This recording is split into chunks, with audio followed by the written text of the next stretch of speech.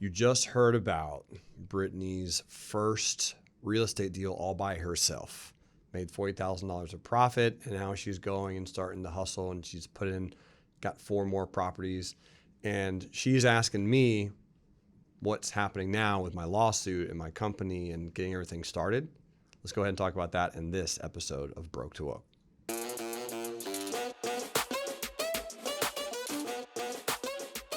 First lawsuits are a lot like your first love, right? Is that a quote? I mean, it's that important in your life. I mean, this is one of those things that change everything. It does. Rips your heart out worse than anybody else. Mm-hmm. Very similar to the first love. Yeah. So tell me about this. Yeah. You just started borrowing money from your nephew. Mm-hmm.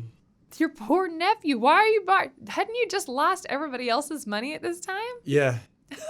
Yeah, he took a little bit of a leap of faith on this one. How did you talk him into this? Well, because again, he knows my dad. I mean, obviously, and so they know the whole story. He knows the whole story, and I was just like, "Hey, man, give me a shot." Right. So I showed him my trading record since then. Yeah. Because again, at this point, I'm 25-ish, and I'm getting it. I understand it. I know how to trade. I'm following my rules. I have a plan that's actually written down, and I more or less show him, and he says, "Okay, let's make it happen." All right. How much did he give you?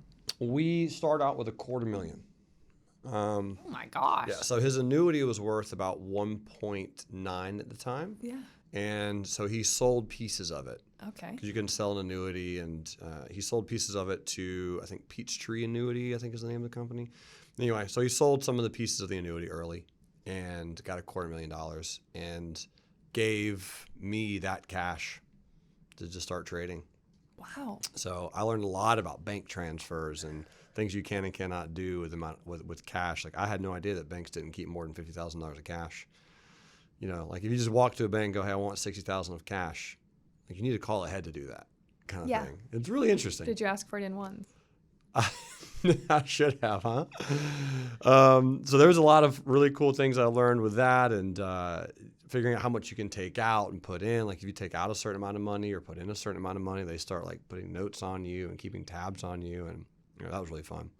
But what happens is, as I'm trading and we're doing pretty well, him and I start doing other businesses as well, because he is a machine. He just loves to hustle. He loves to grow. He loves to prosper. Him and I are very similar. And we start a few different companies. So what I'm doing is I'm trading, creating cash flow, and taking that cash flow and providing it to him for liquidity for these businesses. Okay. So we start a pecan wholesaling company, which is really random. We start a cardboard recycling company. We start to buy farm equipment, and he loves farming. It's one of his favorite things he loves to do. So we start buying land, and we start farming, and I'm sure you know this, but there's something called a commodities market. So a commodities market is actual physical things: soybeans, corn, right, grain sorghum, cotton, things that actually are grown in the ground. Yeah. And so he's growing these things, and he calls me one day and is more like, "Hey, man, how can we make money trading these commodities?" So as he's growing them, I'm able to look at the charts to determine when he should buy and sell the contracts for all of his grain. His own stuff. Yeah, his own stuff. Oh, that's fun. Yeah, it's really, so you're really taking cool. it from like stock. Yep. It feels like intangible to tangible. Yeah. Interesting. It was really, really fun. And so he's doing amazingly well because he knows the time of when to buy and sell these contracts on all of his physical items. So we start making money that way as well. And then we say, "Hey, man, let's start a recycling company." Right? So we get into a recycling company, and we just start really just boom, boom, boom. So this is, of course, over a nice year and a half. Wow. We just really start stacking it. We're doing well. And I'm like, "Man, I'm getting this trading thing down. Like I'm actually doing it. We're making money, tens of thousands of dollars a day. Like we're doing well." And we're just siphoning money back and forth and wiring up. And he's coming to Nashville, and I'm giving him cash, and like we're PayPaling, and all money going everywhere. Yeah. Right. A lot of transactions. Ooh. So I'm currently working at this stock market education company. Right. So they teach other people how to do what I'm doing, more or less. And they don't do it as passionately as I do. And I'm like, hey, I want to go and create my own company. Right. They go, fine, cool, sounds good. And all their clients liked me a lot. So I'm like, what? Yeah. So what? they liked me. I was a likable guy. You're likable. Yeah. I see that. Remember that primary question, right? How can I get people to like me? Yeah. I was doing very good at it. And so I had a lot of their clients that liked me. I wanted to create my own company. And so I was like, cool, I'm going to go do that. Oh, no. Yep. So you already know where this is going. And I create the company. I create the name. So the name of the company is Real Life Trading. Yeah. And I create the logo. I create the website. Like I go through that whole process, not knowing anything about how to start a business, but knowing that I want to, knowing that I like doing education. I love teaching people. I love the stock market. I want to blend all this together. Yeah. And I create the company, launch it while I'm still working at this current company, and go, hey guys, we're doing this. I'm going live. And so I go live the exact same time I'm working for this particular company, which has a splash of illegalness to it. Yeah. Sounds like just a splash though. Just So my non-compete had run out, right? Oh. So I was under non-compete and that had expired. And I was planning on leaving that particular company anyway. Everyone already knew it. I had given a 4-month notice, right? Because I was pretty prominently placed in that company, and I knew if I had left, it really would put a hurt to the company. So I gave them a 4-month notice. Yeah. So we're talking 3.5 months into that notice, I launched the company, and 2 more weeks, I'm like, deuces. So bottom line, I did just a little early. And so they sued me. How many people did you take with you? 137. Oh. Yeah, and so they had 300 and some change. So half of their clients followed me into my new venture. I understand. I get it. Yeah. I get it. I didn't want to be sued, but I knew that was worst case scenario. And I was like, hopefully they don't, but we'll see if they do. And they did. Oh, man. How did it end up? Well, it was, I got served on Halloween Day. Oh, ironic. Yeah, so I was going to go celebrate Halloween. What were you dressed up as? I was going to be Michael Phelps that year. Oh, okay. Yes, I was going to wear very small shorts and nothing up here, nothing down there. All right. Our camera guy was laughing at me. I still did not have abs at the time. I still don't have abs, but I was going to do Michael Phelps. Well, before we started this, we discussed the option of doing this episode with you shirtless. It came up. And you said that would be an early Christmas for women everywhere. I think those words came out of my mouth. So on this particular Halloween, yeah, were people confused that it was Christmas? Women specifically confused. All the ladies were on upset. The holiday. Yeah. Well, the thing is, I didn't actually end up doing it. Oh my! Because gosh. I got this lawsuit, and wow. I'm just like, I don't. You think worst case scenario, but when worst case scenario actually happens, you're like, oh man, because they sued me for $2.9 million. Describe the feeling of getting served for the first time, because I want to know if your feeling was the same as mine. Yeah. So the guy who served me, I didn't know who he was. He random knock on my door. Yeah. It's like 3 p.m. on a Friday, I think. And so I think the holiday was Saturday, Friday night, something like that. Anyway, 3 o'clock, knock on the door. It's this older gentleman, totally bald, a little overweight, wearing overalls. Like country. Just a little overweight. Just a little. Okay, he's overweight. And I don't know who he is. Yeah. I'm like, who are you? And he goes, my name is, whatever his name is. And he goes, you're being served. And I was like, served for what? And I grabbed the paper. Oh, no. And he just turned and walked away. Oh, man. I was like, what is this? I don't understand what's going on. And then my head went, you just got sued, bro. And I was like, oh, man. No. And then everything just went.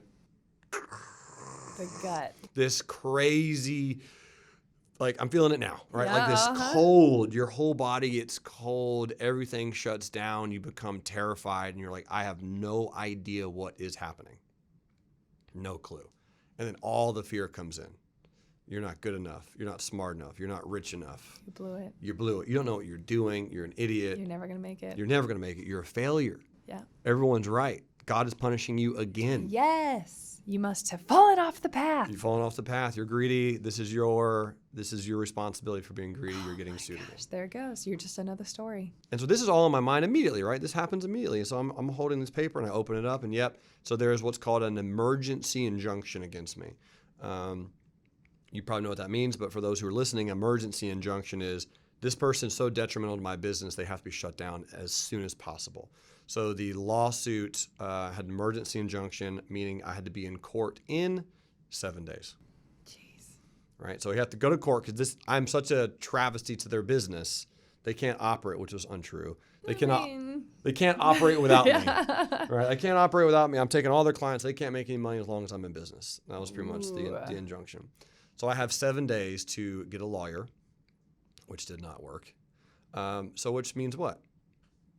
I had to represent myself in court. You didn't get a lawyer? I did not get a lawyer. On a $2.9 million lawsuit? Oh my gosh. What happened is I had 7 days to get this, to get everything together. I reached out to 2 or 3 law firms, and all of them were like, in order to do that much research in that amount of time, we're going to need a $50,000 retainer. That was the cheapest I could find. Oh, yeah. That was the cheapest retainer. And I was like, $50,000. I can't do that. I was like, I don't think I can do that. What year was this? So this is 2015. 2015. Okay. Yep.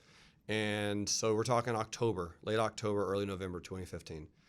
And so the whole Donovan episode, this is still almost kind of happening. It's working its way out. But I didn't have either that amount of money, or I was scared, I was afraid. I didn't know, but I definitely did not get a lawyer at that point. So I was like, wait a minute, I think I can do this myself. I've watched lawyer movies. Oh my gosh. So man's confidence. This weekend, over and over again. Instead of going to out to party and get real drunk and having a Michael Phelps party, I go and watch every law movie I can think of. So Lincoln Lawyer, Rainmaker. No, you did not. All the Matthew McConaughey films, all movies. I watched Catch Me If You Can with Leonardo DiCaprio, and he impersonates the lawyer. I watched all these law films. This is hilarious. 12 Angry Men. I'm watching them all. Did you watch them in your Speedo? No, I did not. Well, that would have been more Ladies appropriate. again, I'm so sorry. But I'm watching all these films. And I'm like, I got this. I'm going to do this myself. So I just stayed up for hours, and I read through these injunctions, and I learned the rules, and I literally go represent myself in court. And I won. No. Yeah, I won case 1. I won the very first case. Yeah, because as you know, on lawsuits, a lot of times they'll throw a bunch of stuff against the wall, and you have numbers of lawsuits, right? Yeah. So I won the first injunction case against me, and that was pretty cool. And that was mostly because your non-compete had burned off. That was mostly it, yeah. Now, there was one thing that did burn me. The only thing that burned me is there is a clause, and I'm relatively sure it's still in situational effect, in Tennessee, specifically this state that we're in. If you create a company under certain types of companies, if you take more than 25%, if more than 25% of your current company's revenue is derived from your previous clients, then you have to pay them a certain amount of stipend, more or less. Okay. And those industries are very clearly spelled out. It's like attorneys, CPAs, insurance agencies, and day trading firms. Wow. Random, right? Random. Super random. Of the 4. Of all the ones, I'm like, day trading firms. That's hilarious. And to convince the judge that I'm not a day trading firm did not work out. Because she's like, you're day trading, aren't you? And I'm like, well, I am. And she's like, you're teaching day trading, aren't you? I'm like, yeah, but I'm not a firm, though. Yeah. She's like, no, you are. So wow. That was the one that pinned me down to, I do eventually have to pay this lawsuit. I know I'm going to have to pay something. That was the one that got me. That was the only thing they had me on. Always one stupid word. Yeah, that was or it. Or one stupid clause. Random page. Which started my paranoia about reading. Yeah. It has. Yeah. It makes you more worried before you sign anything. You're Agreed. Not messing around. Agreed. So that one got me. And so I did win the first case, and then I did hire a lawyer because I was like, this is a lot of work, and this is going to drag out for a while. So I did eventually get a lawyer. But that was the lawsuit. Oh, my gosh. Yeah. You did come to the game 3 years later than me. Yeah? 3 years later than, I'll have to get into mine in a bit. Yeah. It was scary. But Okay. man, I can't believe you represented yourself. Which movie taught you the most and helped you the most? I honestly think it was Rainmaker. Rainmaker is one with Matt Damon, if I'm not mistaken, and it's a phenomenal law film. Great law film. So funny. Yeah. And you just walked in. Were you confident? Were you scared? I was a little scared. Yeah, I put on Pandora. I was listening to Mozart Pandora radio station before I went in there, just really calm myself down, and I was very courteous to the what's it called? The lady who sits, the judge. Yeah. So I was very courteous. I was very nice. I was doing my Jerremy thing, making her like me. Yeah. And that worked, right? The charm, I was cranking it up, and charm worked. Information worked. Everything I was saying was valid. It was accurate, and I went through all the legalese, and it worked out in my favor in that particular instance. I think being kind and organized. It helps. It's the key. It helps. Kind and organized. Yeah. It's hard because all you want to do is beat everybody up in the room. And, you feel trapped and scary, but kind and organized. Yeah. Wow. So that was my first lawsuit. And it carried out for a while, but eventually it came down to a spot where the judge, we met on one other occasion, and the judge was like, listen, this is like a divorce. Right? It's a very he said, she said situation. There's not a lot of hard evidence. It's very emotional. You're mad at them. He's mad at you. We get it. But he's not doing anything wrong. He created a business. He did it correctly. Yeah, he took some of your customers, and you're mad about it. So wrap it up and settle this out in mediation. Wow. So so she banged the gavel. That was it. And we did the whole mediation process and then ended up settling out of court. Oh, my gosh. So... yeah. That's crazy. So you did have to pay something. Yep, I did end up paying, and so I did have some interesting injunctions against my business, some things I could not do, and don't have to go into all that, but more or less some really specific, very, very interesting criteria kind of came down on me. But I did have to pay some, and over time we were able to split it out and kind of make some payments. So. But it didn't stop you. It did not stop. That's what has stopped most people. It's your very first venture.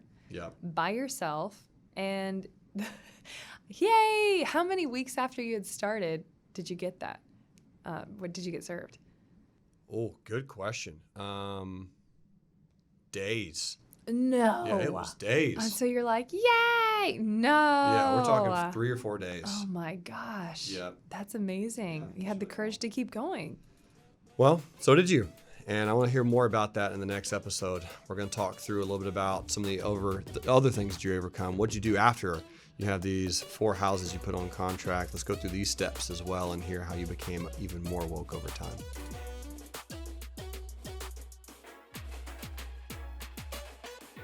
Thank you so much for listening in on Broke to Woke. We are so excited about this podcast. If you're interested in doing this for yourself, good news, there's more. And if you want to connect to us, go to GeForce Mastermind on Instagram or GeForceMastermind.com. You can even hang out with us, go on a trip with us. Our goal is to help you find your purpose, understand the little key differences so that you can be an even more powerful force for good in the world.